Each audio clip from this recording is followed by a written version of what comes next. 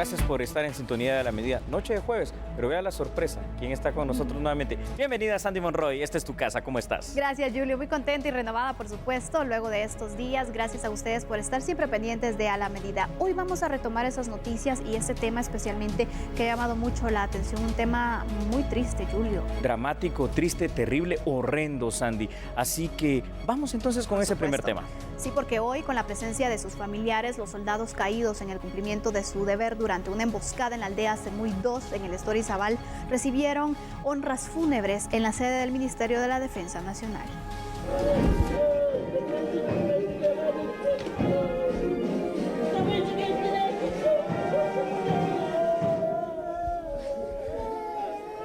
Dolor, llanto e impotencia.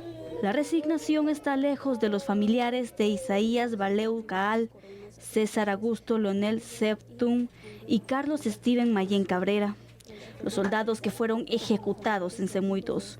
Un sacerdote suplica a Dios su misericordia.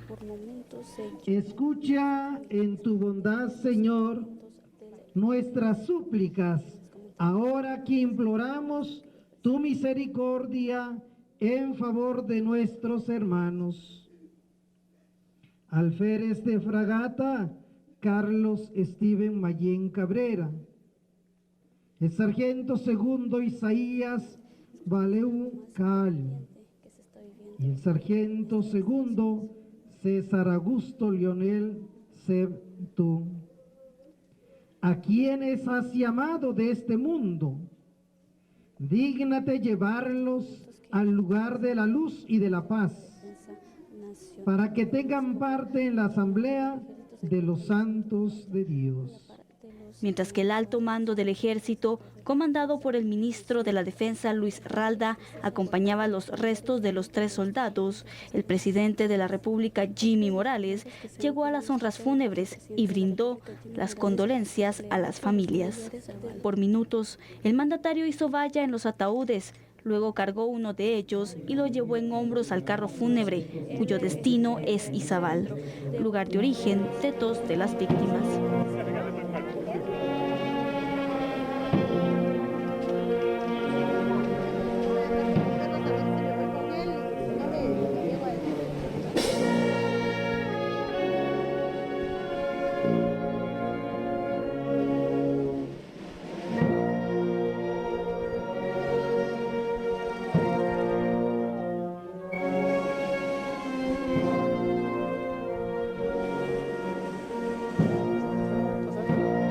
Esos momentos en los que las palabras no salen debido al dolor. ¿Se da el fallecimiento de este ser querido para usted?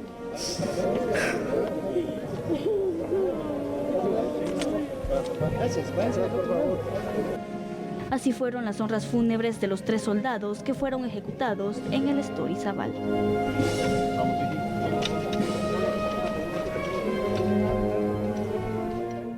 Las imágenes son verdaderamente desgarradoras, Sandy. O sea, es difícil hacer un análisis sobre esta situación y sin embargo, creo que es el tema que tenemos que analizar hoy para empezar, ¿te parece? Muy bien. Vamos con el mismo.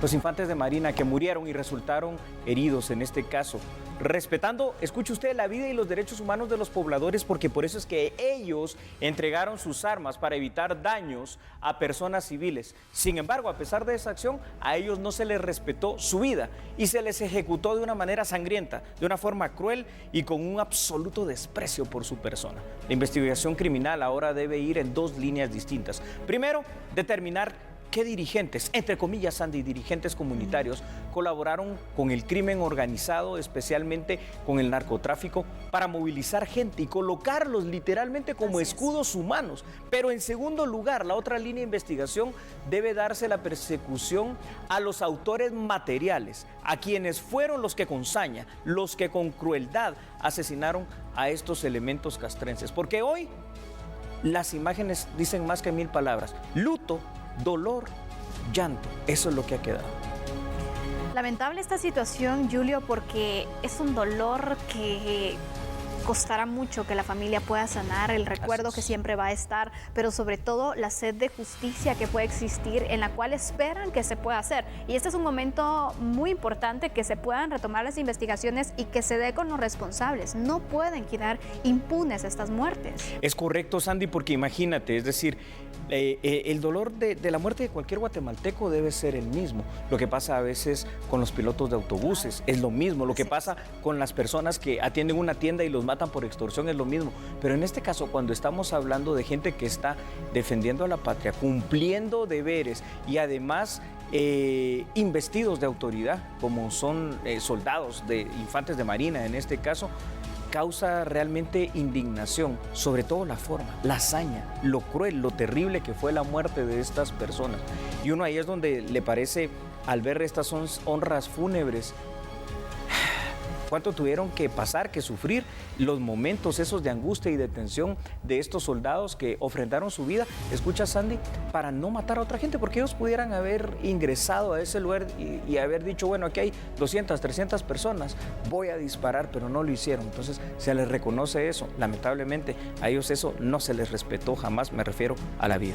Pero también pongamos en contraposición la situación en la cual estas personas que prefirieron dispararle a una autoridad y defender lo ilícito, porque era lo que se estaba, lo que se tiene hasta el momento de información preliminar, que eran pues tierras que utilizaban como pistas clandestinas. Es decir, ¿cómo ha llegado tanto la lealtad hacia la patria y que prefieren algo muy individual como ganar dinero ilícitamente? Porque eso es lo que están haciendo al final estas personas que dispararon en contra de los militares. Partamos de una base con eso que estás comentando y preguntando. A ver, la mayor parte de los pobladores de toda Guatemala son gente honesta, gente trabajadora. Eso es muy claro.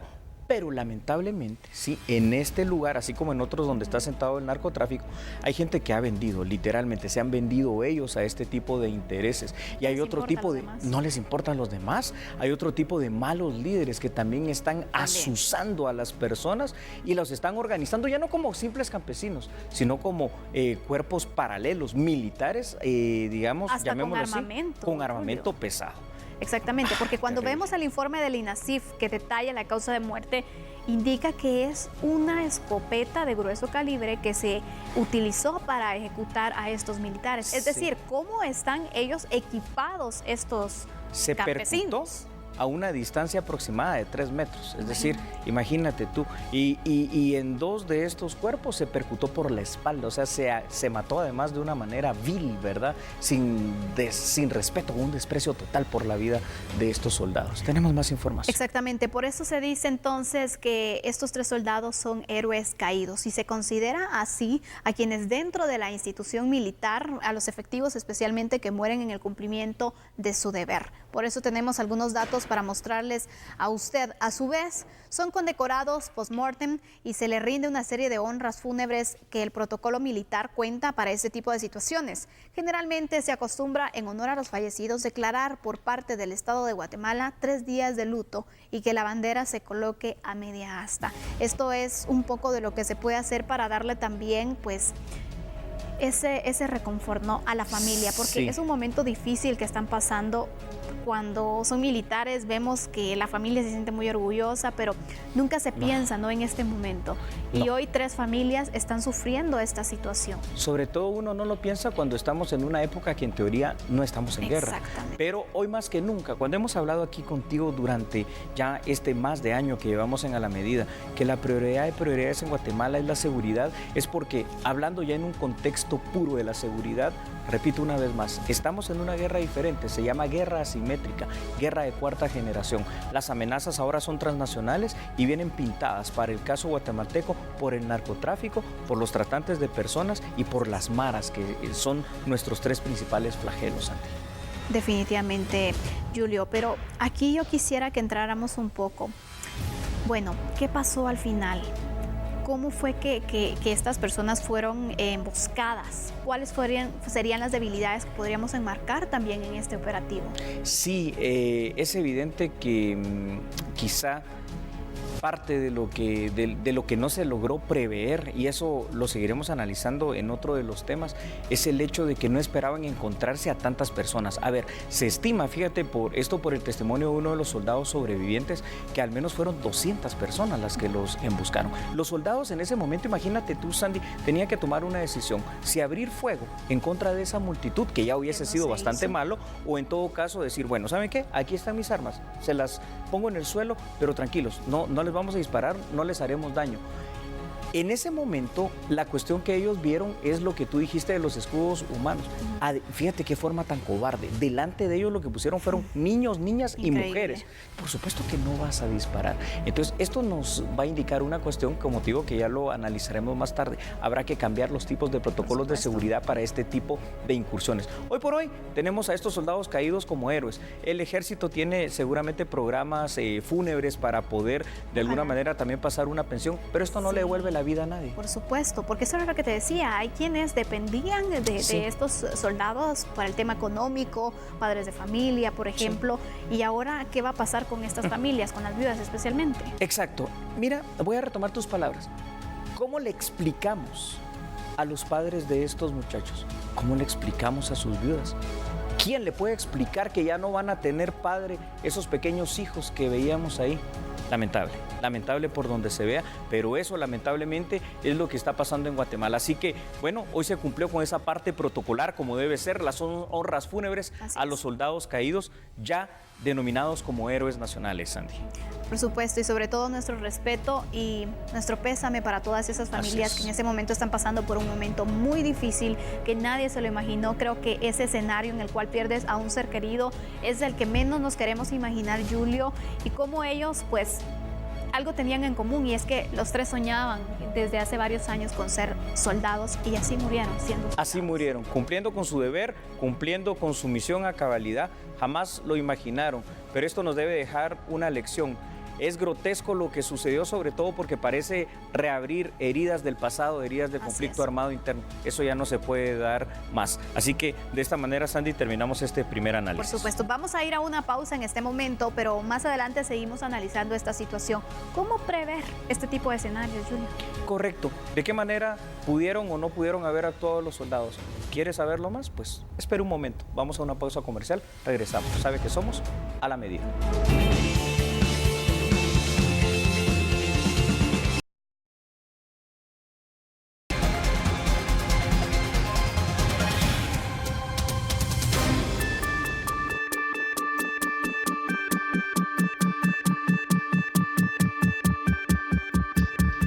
Tú decías algo que es muy importante, Sandy. Aquí tiene que haber lecciones aprendidas, ¿verdad? Así es. Definitivamente, porque aunque son escenarios que a veces hay situaciones que se salen de control, creo que los planes tienen que ir un poco más allá y sobre todo mentalizarse con estos cambios que se han tenido en cuanto a cómo tratar a estos grupos. Así es, ¿sabes por qué? Porque esto seguramente va a volver a pasar. Me refiero a encontrarse nuevamente algún comando del ejército con grupos de narcotraficantes. ¿Te parece si hacemos el análisis sobre el tema? Claro. Vea usted en pantalla lo siguiente, por favor. Una de las principales lecciones aprendidas en esta masacre de los infantes de Marina en la aldea Semuy 2, allá en el Estorizabal, debe ir orientada a prevenir una situación similar para que esto nunca se vuelva a repetir. ¿Qué hay que hacer entonces de manera pragmática? Simple y sencillamente los protocolos que el Ejército de Guatemala tiene establecidos para los patrullajes en zonas de difícil acceso deben en este momento ser revisados y actualizados para cambiar lo que deba de cambiarse. Asimismo, debe sensibilizarse a la población en general acá en Guatemala que tanto el Ejército como la Policía Nacional Civil son autoridades, tanto en el ámbito militar como en el ámbito civil, y eso significa una situación: ambas deben de ser respetadas. De igual manera, hay que darle importancia a la sensibilización a nuestra población para que quede claro algo, Sandy: quien agreda o quien atente en contra de las autoridades deberá ser perseguido,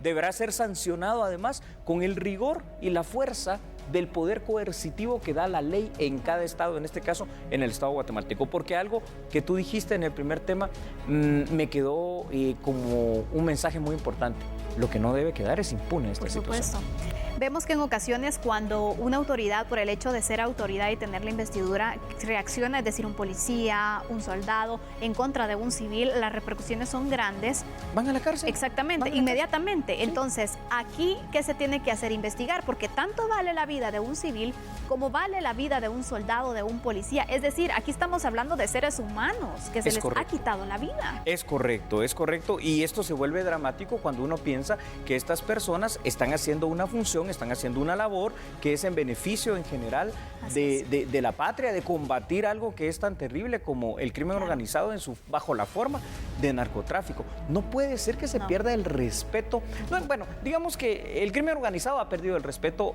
por las autoridades aquí y en cualquier país, pero que la población lo haga y los ayude, eso es lo que uno no entiende. Y es que tenemos que analizar ese fenómeno también, Julio, porque vemos entonces que ahora le tienen más respeto a los narcotraficantes que a las autoridades. ¿Cómo es posible que sean capaces de dar hasta su vida por defender una pista clandestina, por defender un territorio del narcotráfico? Correcto. Y no ayudar a las autoridades a que puedan pues combatir esto que hace tanto daño al final? Los anteriores encontronazos que habían habido, ¿te recuerdas aquel del jet en Retaluleu? Era, bueno, habían puesto ciertas barricadas, otra vez habían utilizado mujeres y niños, pero no habían dejado que se acercaran al jet hasta que lo descargaron, más no hubo enfrentamiento armado. Pero en esta ocasión fue una cuestión ya en la cual se atentó contra la vida de la autoridad, de la gente del ejército, en este caso los infantes de Marina. Hay más acciones, creo yo, que se deben de tomar, o más situaciones que son lecciones aprendidas para que no vuelva a suceder. ¿Cuáles serán, Sandy? Vamos a mostrar en pantalla esta información porque es muy necesario actualizar los denominados mapas de calor.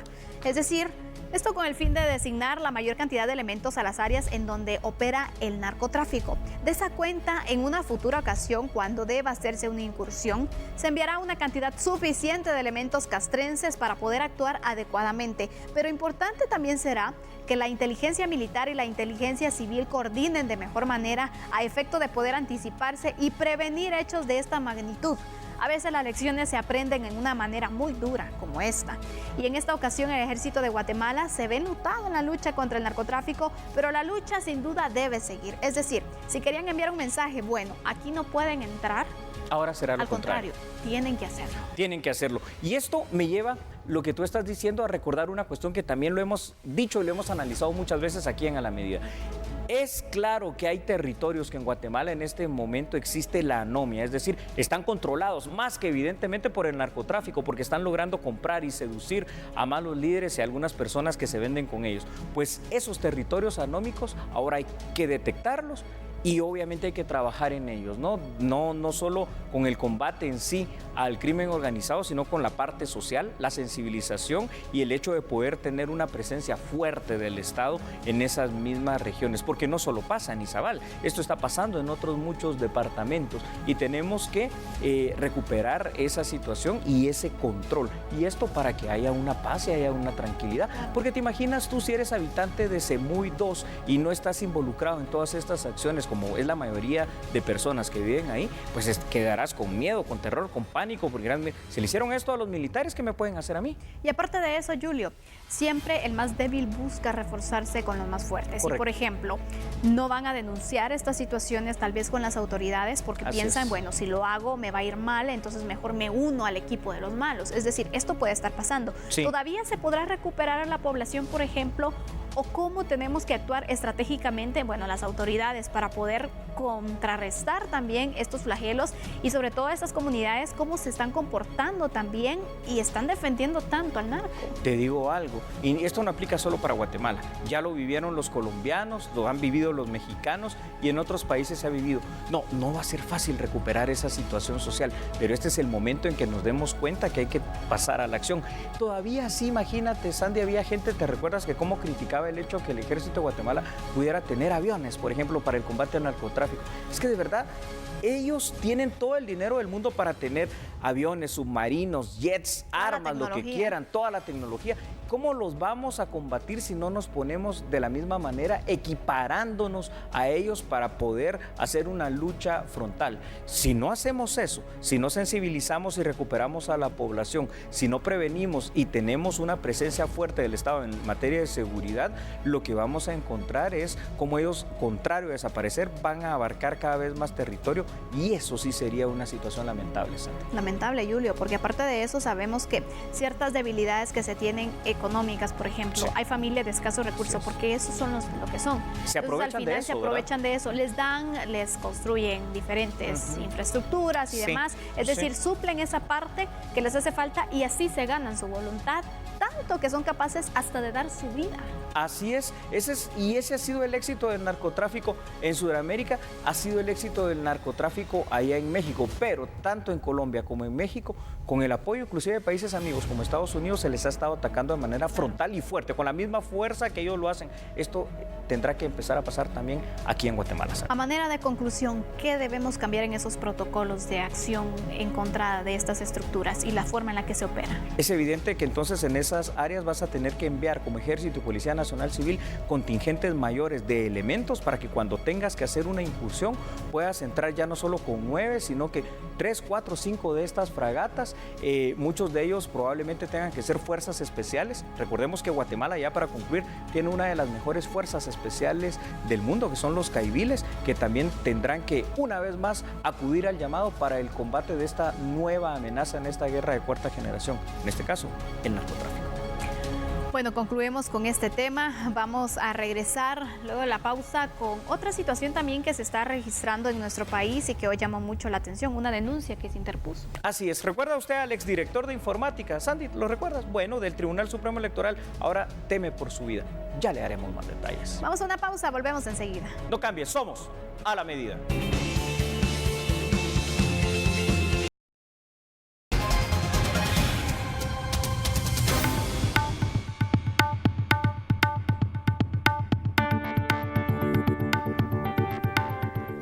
El exdirector de informática del Tribunal Supremo Electoral teme por su vida. En defensa pide medidas de seguridad al Ministerio Público.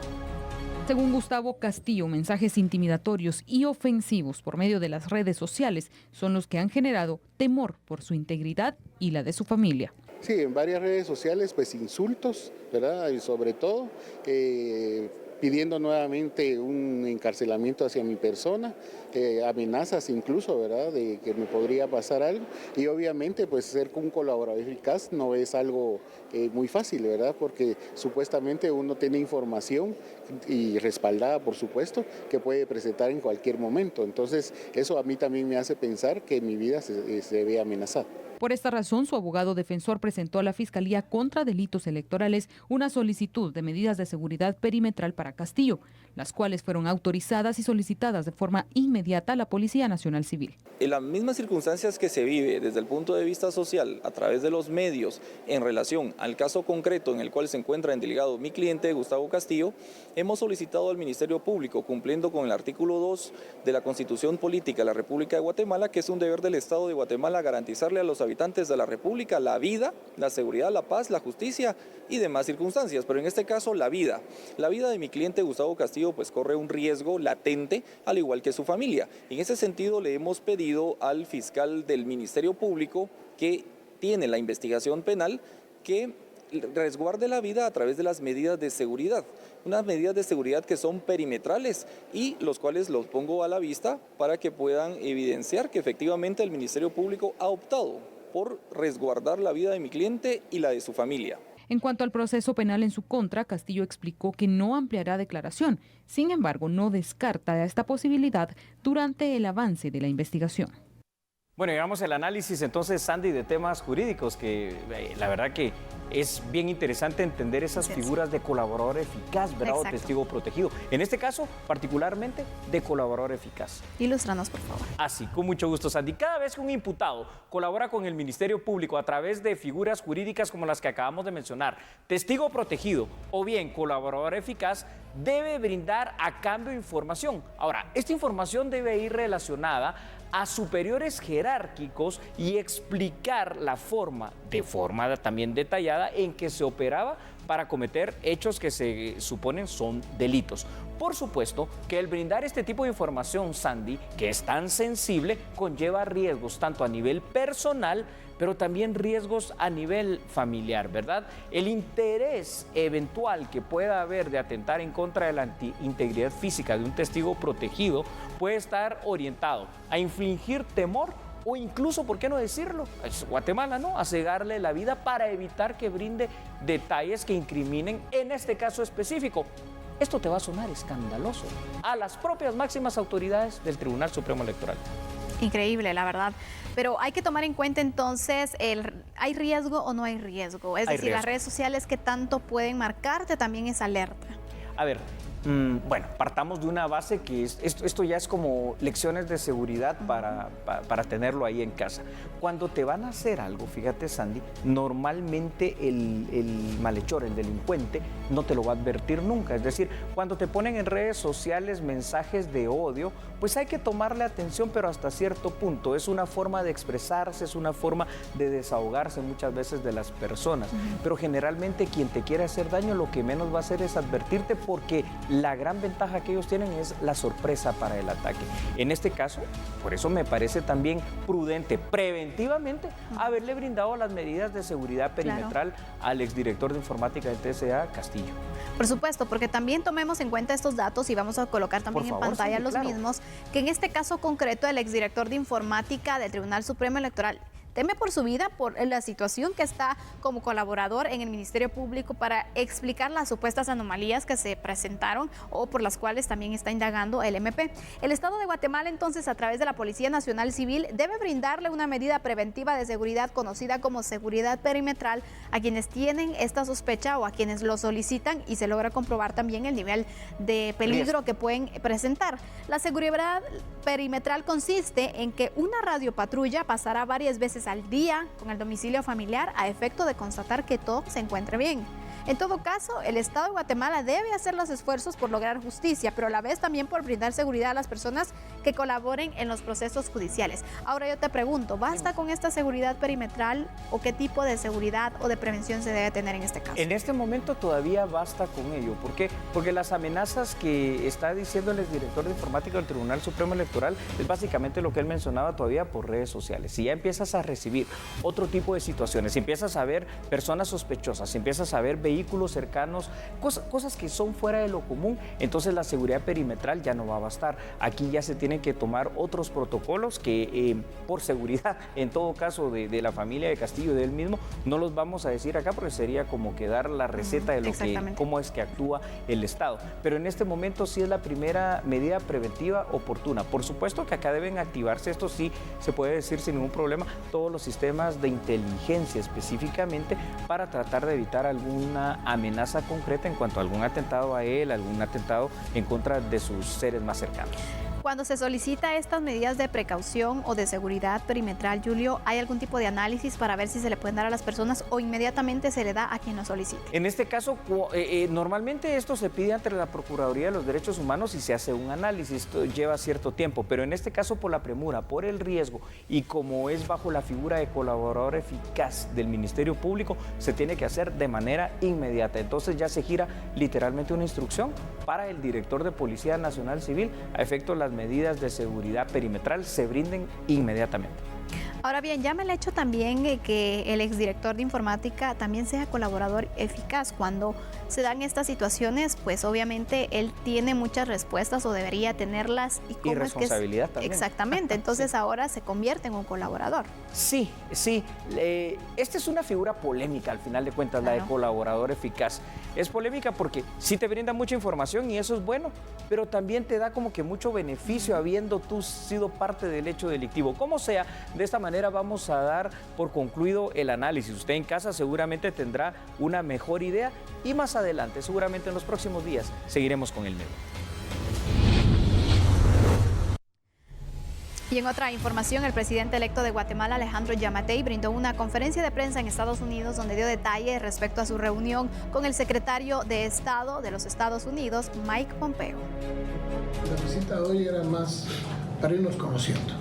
De hecho, vamos a cambiar la forma en la que está estructurado el Ministerio de Relaciones Exteriores en Guatemala, y vamos a designar un viceministro de Relaciones Exteriores, cuya sede va a ser Washington, no Guatemala, va a ser Washington, para tratar única y exclusivamente el tema migratorio, donde van el tema de los niños, donde va el tema de las familias. ¿Ha protestado usted por ese trato? Nosotros hemos expresado, y como político y como ser humano, nosotros hemos expresado siempre que la separación de las familias no resuelve el problema, lo complica más.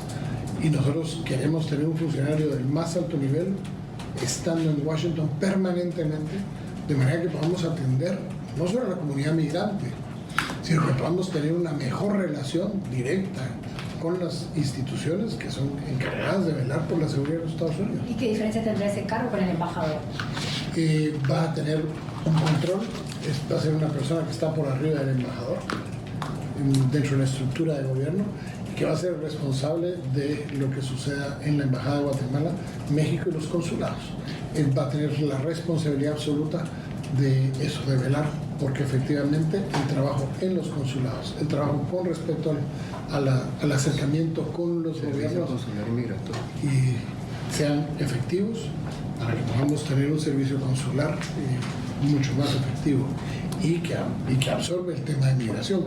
Hoy el embajador puede decir qué es lo que está pasando, pero no puede intervenir, tiene que pedir autorización a la Cancillería. Hoy vamos a poner a alguien que va a ser responsable de la Cancillería aquí para atender el problema en el primer nivel de gobierno.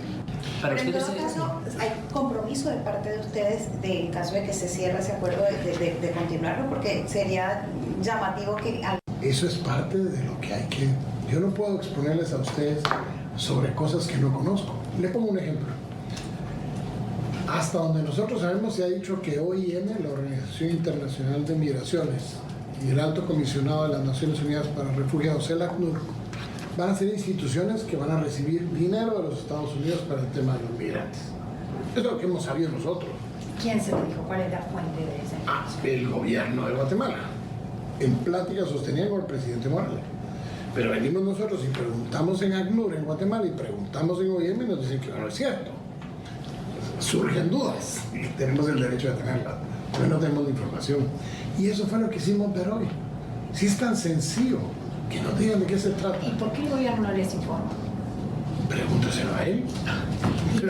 Yo no sé. ¿Para usted hay pacto? En este momento, para usted, como presidente electo y presidente entrante en enero, ¿existe un pacto o no existe? Un convenio. Para mí hay un convenio. No del que usted no conoce los detalles. Del que conocemos lo que todo el mundo conoce, 6 páginas de un acuerdo, 6 páginas, y de 2 convenios, uno de agricultura y otro de trabajadores temporales, 2, pero no sabemos cuántos anexos más hay. O sea, nosotros estamos pidiendo una cosa, por ejemplo. Nosotros quisiéramos saber cuál es el convenio y cuántos documentos o anexos más integran ese pacto o ese convenio. Porque hay que verlo en toda su integralidad. No lo podemos hacer. Pero ¿está a favor usted de que su país sea como se viene a llamar, un tercer país seguro? Es que no llenamos las características de tercer país seguro. No está de acuerdo. No, es que vámonos a la Convención de Ginebra, 1951. Si ustedes definen tercer país seguro, revisen la Convención de Ginebra de 1951. Con su extensión de 1967, que son las únicas 2 veces una que no se hizo y otra que se revisó, y ese es el único lugar en donde aparece definido que es un tercer país seguro. Y para ser tercer país seguro, hay que calificar como tercer país seguro. Nosotros estamos hablando de que este debe ser un acuerdo migratorio, en donde nosotros podemos atender las solicitudes de asilo de salvadoreños y hondureños, en el entendido que hayan organizaciones como OIM y como el ACNUR, que apoye financieramente a estas personas que desean buscar asilo en Guatemala, si quieren buscar asilo en Guatemala. Miren, eso, permítanos resolver las dudas en las próximas semanas, producto de esto que estamos abriendo ahorita, para podernos sentar y darles a ustedes. El día de mañana tendremos otra rueda de prensa, vamos a tener un par de reuniones mañana también, podemos encontrar algunas respuestas que podemos ampliar. Macalina, y poder realmente para mañana tener más información. Y bueno, ha llegado el momento de hacer una pausa, pero lo invitamos a seguir con nosotros. Así es, Sandra. Somos a la medida.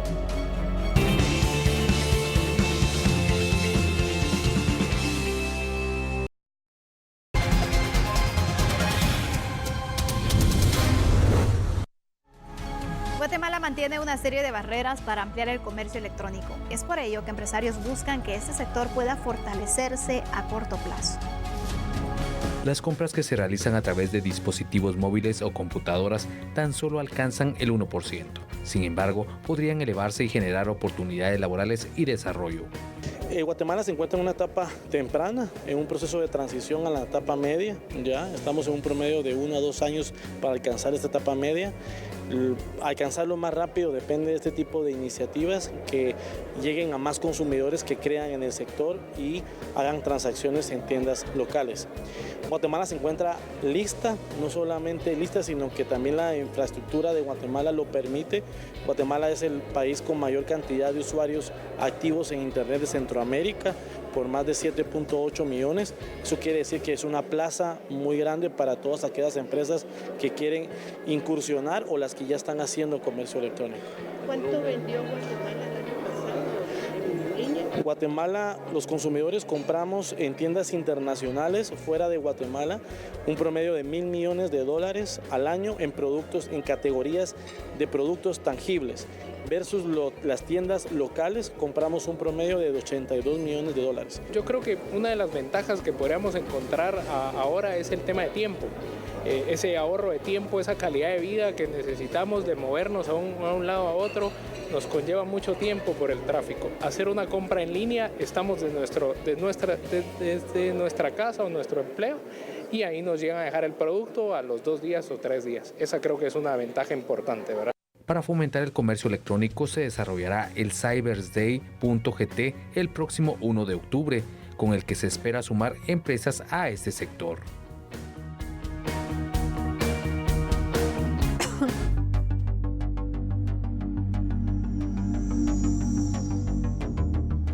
En las noticias de orden judicial, la Fiscalía Especial solicitó que el exalcalde de Antigua Guatemala, Adolfo Vivar, sea condenado, escuche usted, a 44 años de cárcel. Esto por permitir la sustracción y también la malversación de 23 millones de quetzales durante su gestión. Vea la información aquí en A la Medida. En este caso, según la investigación de la Fiscalía Especial contra la Impunidad del Ministerio Público, a través de contratos sobrevalorados, se sustrajeron de la municipalidad antigüeña 23 millones de quetzales entre los años 2008 al 2012. Los hechos criminales fueron cometidos durante la gestión del exalcalde Adolfo Vivar Marroquín, a quien la Fiscalía señaló de ser el líder de una organización criminal. En la fase de conclusiones, la Fiscalía solicitó que Vivar Marroquín sea condenado a 44 años de prisión, más el pago de una multa de 13 millones de quetzales. Señor Adolfo Vivar Marroquín, la cantidad de 7.000 quetzales mensuales de agosto 2010 a diciembre 2011 y 10.000 quetzales mensuales de enero a septiembre 2012. Este dinero era entregado en efectivo por el tesorero municipal, Boris Alexander Asensio, con el único propósito de permitir y consentir la aprobación de estos proyectos y prestación de servicios. La Fiscalía sostiene que la sustracción de los 23 millones de quetzales se logró con la colaboración del Consejo Municipal. Según la acusación, los concejales recibieron diferentes cantidades de dinero de Vivar Marroquín para tener su apoyo en los contratos sobrevalorados, los cuales fueron entregados a familiares o amigos cercanos al ex edil. Y la Fiscalía presentó ante el tribunal una de las armas de fuego que utilizó supuestamente el grupo de sicarios El Patrón, al cual se le vincula con el asesinato del abogado Francisco Paloma. En el Tribunal C de Mayor Riesgo, el 13 de agosto inició el juicio en contra de 6 sospechosos de haber integrado la organización criminal de sicarios llamada El Patrón. Según la investigación del Ministerio Público, los acusados planificaron y ejecutaron el asesinato de 2 abogados penalistas y un empresario. Las víctimas fueron vigiladas y atacadas con arma de fuego desde una motocicleta. El vehículo de 2 ruedas, el abogado Francisco Palomo, fue atacado en junio de 2015. El profesional del derecho recibió 13 balazos. Causa de muerte 3.1.1 directa. Laceración pulmonar bilateral 3.1.2 básica, heridas perforantes y penetrantes producidas por proyectil de arma de fuego en tórax, miembros superiores y región facial. 3.2 tiempo estimado de muerte hasta 4 horas. los sicarios eliminaron al empresario Faisal Antonio Aranqui Rabanales. Según la investigación, los procesados aprovechaban los semáforos en rojo para disparar en contra de sus víctimas. La próxima semana el juicio podría llegar a la fase final. En este, el fiscal pedirá que los indicados sean condenados por hecho de asesinato y asociación ilícita. Seguimos en el ámbito jurídico y judicial. En la Corte Suprema de Justicia, una asociación civil presentó una acción de amparo en contra del Tribunal Supremo Electoral por la entrega de credenciales a los diputados electos. Integrantes de la agrupación Primero Guatemala presentaron una acción de amparo en contra de los magistrados del Tribunal Supremo Electoral, alegando en el documento que algunos diputados al Congreso de la República electos tienen impedimento constitucional para asumir el cargo el próximo 14 de enero del 2020. Según los amparistas, algunos parlamentarios electos, la ley les impide asumir su curul, pues son contratistas del Estado o tuvieron un cargo público durante el proceso de las elecciones generales. En el documento pidieron a la Corte Suprema el otorgamiento del amparo provisional y que se le solicite al órgano electoral anular la diputación de aquellos que tienen prohibición constitucional. En los próximos días, la asociación Primero Guatemala será notificada por las autoridades del Palacio de Justicia si les otorgan o rechazan el amparo provisional. Llega el momento de despedirnos, pero también de hacerle la invitación de sintonizarnos mañana a las 9 de la noche. Que descansen. Hasta el viernes.